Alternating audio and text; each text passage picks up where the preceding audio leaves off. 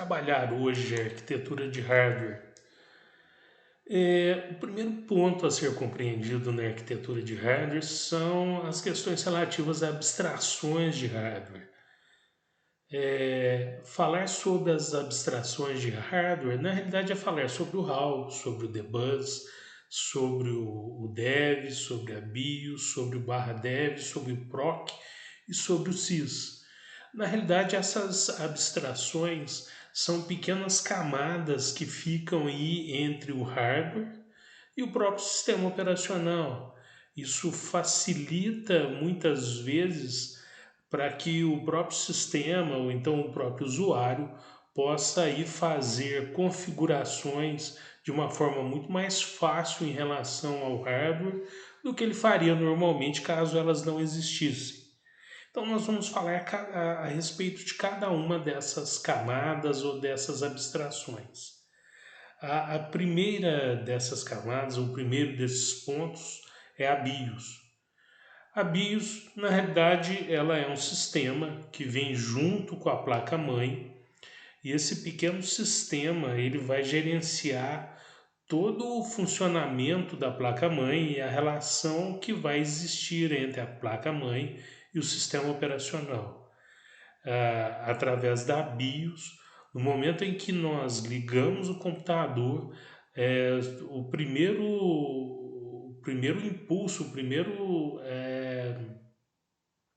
primeiro movimento do sistema da BIOS é justamente procurar ali entre as 1024 bytes iniciais onde está o início do sistema, ou seja, o primeiro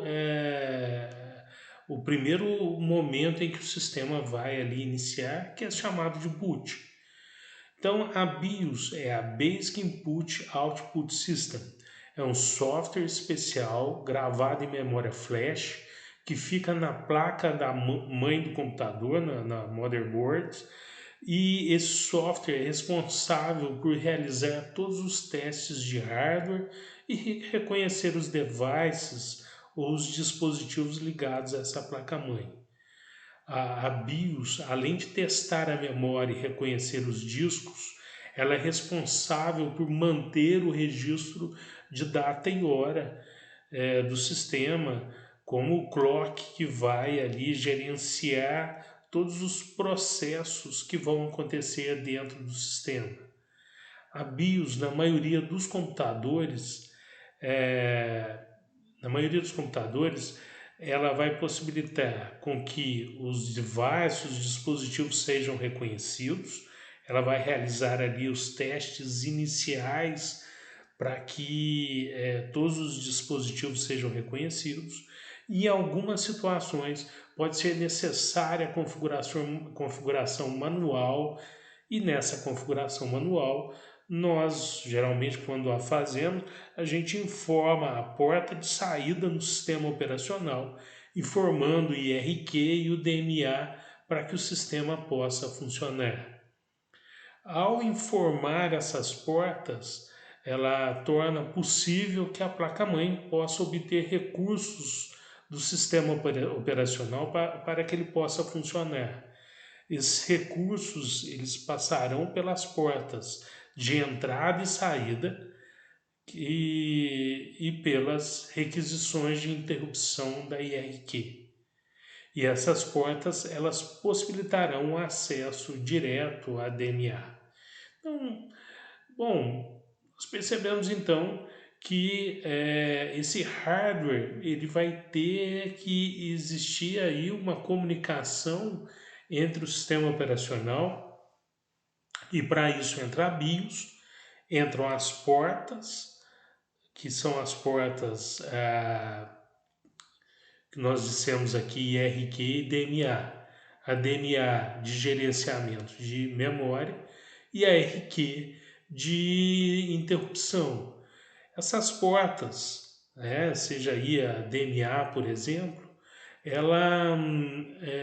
esse dispositivo ele pode ler dados na memória sem intervenção direta do processador, e o DMA ele acelera a tarefa de leitura e gravação na própria memória. desde 2008, em relação a BIOS, os fabricantes de hardware, eles vêm modificando um pouco o sistema, que é o sistema específico aí da BIOS, para poder fazer esse acesso ao HD ou SSD. Esses sistemas, eles são hoje o Extensible Firmware Interface e agora o novo sistema, que é o Unified Firmware Interface. Todos eles são sistemas justamente para poder realizar essa BIOS. O EFI, que é o sistema novo que surgiu agora, substituindo a EFI, eles são firmwares que são incorporados à placa de sistema ou à placa-mãe do computador, e os computadores modernos da Dell, por exemplo, e outros computadores novos que vieram surgindo, vieram com esse UEFI, e a BIOS, o UEFI, atua como interface entre o hardware do computador e o sistema operacional, ou seja, essa camada abstrata, essa camada que vai aí de alguma forma facilitar essa configuração e a lida aí com essa placa-mãe. Quando a gente fala em abstração, na realidade a gente está falando de HAL, né? Esse conceito HAL, ele consiste em módulos de biblioteca que implementam uma interface para um tipo específico de componente de hardware, como um módulo de câmera ou de Bluetooth. O HAL, ele é conhecido como Hardware Abstraction Layer, ou seja, essa abstração de camada que vai sobrepor aí sobre o hardware. E ele distancia os detalhes de hardware do usuário. Exemplo, uma placa de rede, ela será reconhecida simplesmente por ETH0. Isso facilita com que o usuário possa reconhecer aí dentro do sistema qual é o nome, ou seja, como é nomeado e como ele vai manipular aí as informações referentes a ETH0 para poder instalar ou desinstalar ou para poder fazer qualquer tipo de modificação em relação a essa placa. No momento em que o sistema ele distancia os detalhes do hardware para o usuário, ele na realidade ele facilita essa utilização para o usuário. O HAL ele é uma camada de software que vai possibilitar utilizar o software de uma forma bem mais tranquila. Uma outra camada, uma outra abstração que nós temos é o debus. O debus é descrito como um sistema de IPC, Inter-Process Communication, ou comunicação entre processos, criado e mantido como parte de um sistema, de uma instituição chamada freedesktop.org. Ela mantém essa parte específica do sistema, esse projeto. Esse projeto é dedicado à interoperabilidade e ao desenvolvimento de tecnologias compartilhadas entre ambientes gráficos para X-Windows, incluindo os populares GNOME e KDE. Na realidade, a gente sabe que o Linux ele tem vários módulos.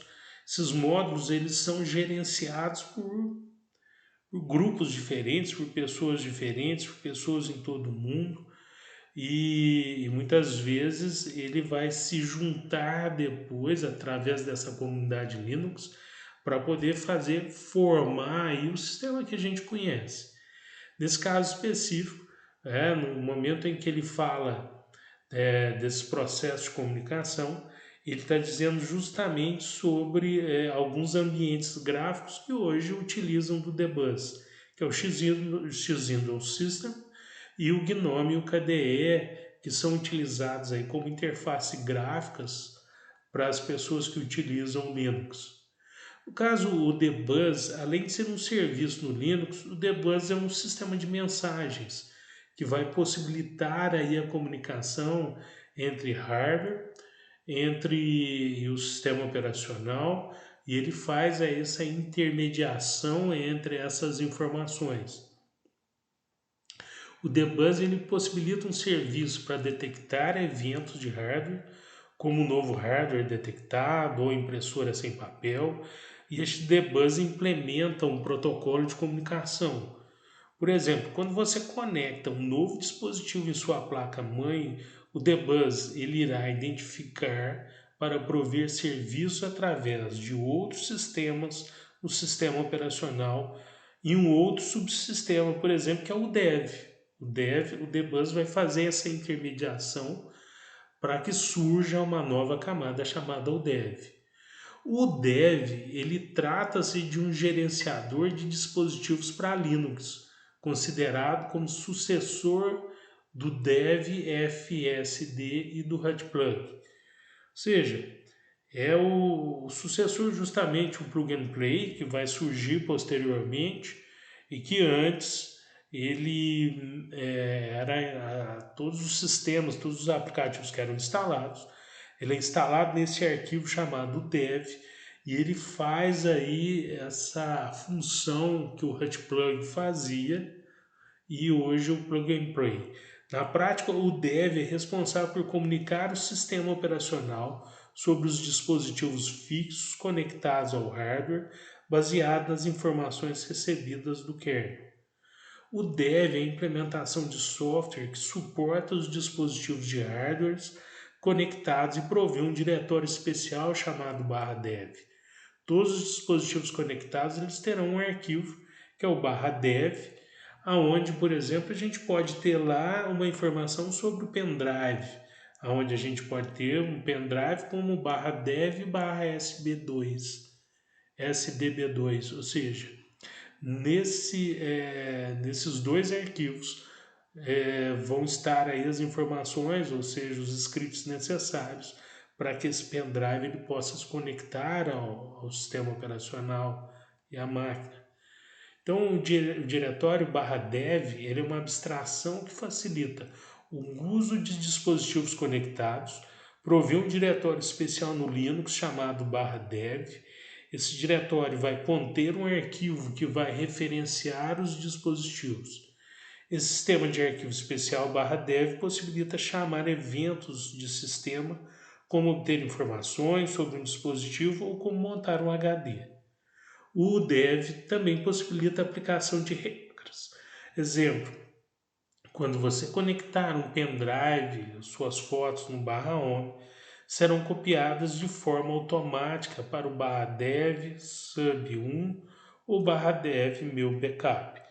O /dev é o diretório de abstração do hardware e esse diretório é montado na memória. Ele não existe fisicamente no Windows.